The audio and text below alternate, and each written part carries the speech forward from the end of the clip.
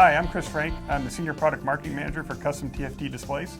Hello, I'm Todd Stonewall, the Applications Engineering Manager for TFTs. And today we want to talk about Memory LCD.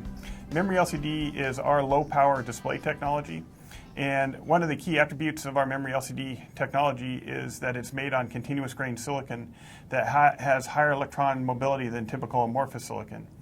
And what that allows us to do is embed 1-bit SRAM at each pixel, but it also allows us to embed the interface electronics on the TFT plane itself. And what that allows us to do is support a very simple 3-wire SPI interface out of the box, as compared with other low-power technologies which require a more expensive bridge chip and upwards of 40 components to support an interface.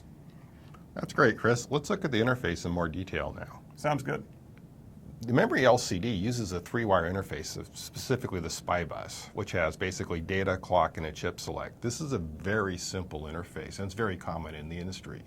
Most embedded processors have that built in already. And this gives us a great advantage, is the fact we don't need any external devices, which really helps with low power. Because, that kills you if you have a display that takes milliwatts, or microwatts actually in our case, and a controller that takes milliwatts.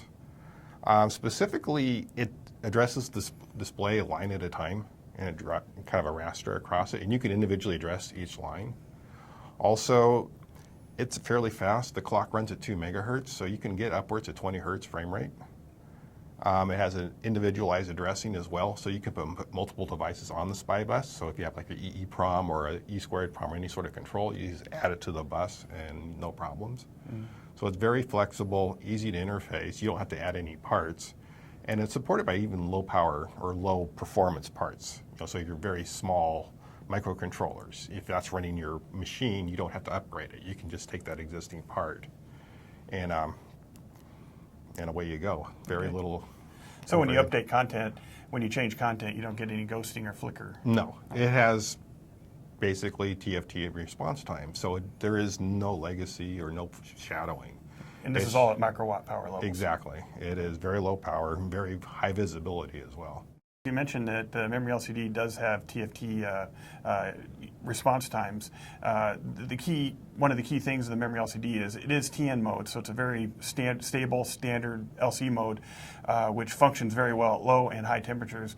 We've had customers actually take our display down to minus 40 degrees, and it still switches without flicker or ghosting, and the same is true at plus 80 degrees. So it has a very wide temperature range, and it being a reflective display is also very viewable in direct sunlight. Actually, the brighter it is, the better it looks. Yeah, plus all that, it also has a terrific viewing cone. It's completely symmetric.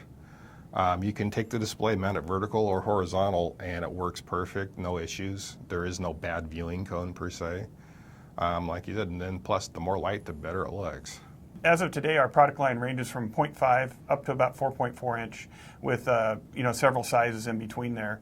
Address at different segments of the market, from medical, wearable, to handheld power meters. Basically anything that you want to update and take outside or is connected to a battery is where we fit.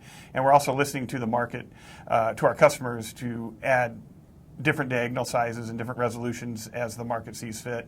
We also are introducing a new color display that is a sub 100 microwatt power consumption as updating. So we're staying very low power in our product lineup. For more information, visit our website at sharpsma.com or send us an email. Hey, both Todd and I want to thank you for your time today, and we look forward to supporting you.